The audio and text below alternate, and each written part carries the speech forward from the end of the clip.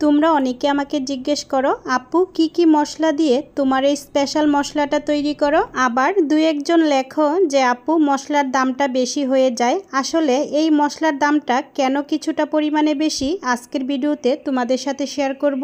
এই মশলাতে বেশি পরিমাণে থাকে গরম মশলা, আর গরম মশলার প্রাইস কেমন তোমরা সবাই জানো। আর দিয়ে থাকি আমরা শুকনো আদা রসুন।